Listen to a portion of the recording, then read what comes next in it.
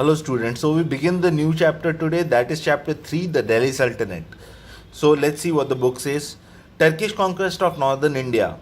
In the 11th century AD, most of the rulers in North India were weak. Taking advantage of this, Sultan Mahmud, who ruled Ghazni from AD 998 to 1030, invaded India. Between 1000 and 1027, he raided India 17 times. So Sultan Mahmud, Indian rulers were pretty weak. So Sultan Mahmud, who was the powerful force in Ghazni, he raided India 17 times. During the raids, he plundered and destroyed palaces, temples, and cities. So whatever came into his way, he destroyed them all. All the buildings of religious importance, all the palaces for kings, everything was destroyed in the way. The famous Somnath temple in Kathiawar was among the temples he plundered. So Somnath temple also he destroyed Somnath temple. Mahmud brought Punjab and parts of Sindh under his rule. So Sultan Mahmud, he controlled Punjab and Sindh. During his conquest, he had gathered so much ground that he came up to Punjab and also part of the Sindh. Sindh was an area which was near Punjab, which was the bordering Punjab during that time. Al-Biruni, a great Persian scholar, had accompanied Mahmud to India. He mastered Sanskrit and translated some Sanskrit text into Arabic. He also wrote a book on India.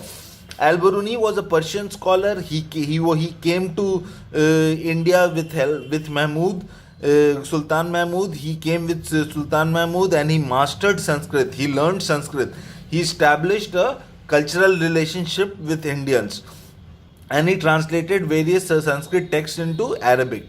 So many Sanskrit manuscripts and written records were translated into Arabic. Muhammad Ghori's invasions.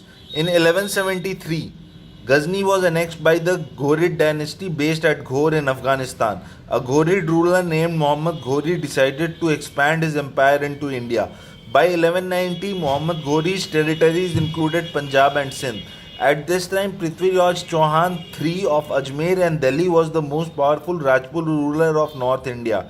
He wanted to control Punjab. This led to two wars between Muhammad Ghori and Prithviraj Chauhan on the battlefield of Tarain near Delhi. So what happened?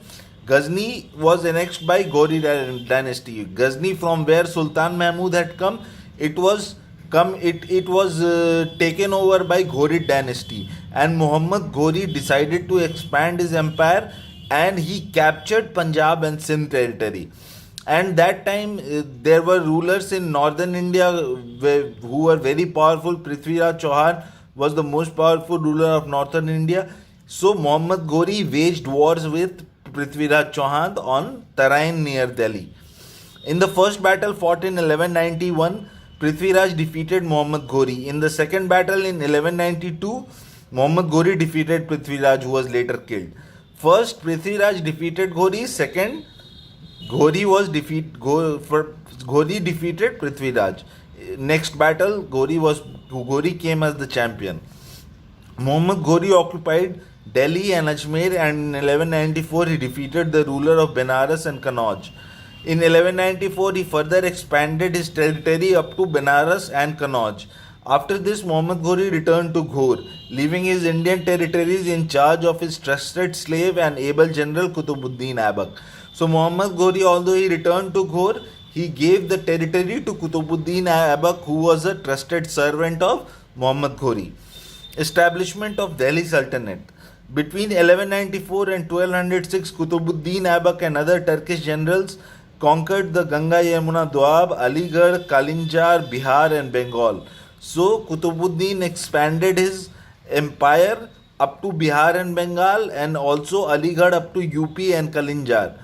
After Muhammad Ghori's death in 1206, Qutbuddin proclaimed himself Sultan of the Turkish territories in India. So after Ghori's death, Qutbuddin himself became the ruler of the states that he controlled.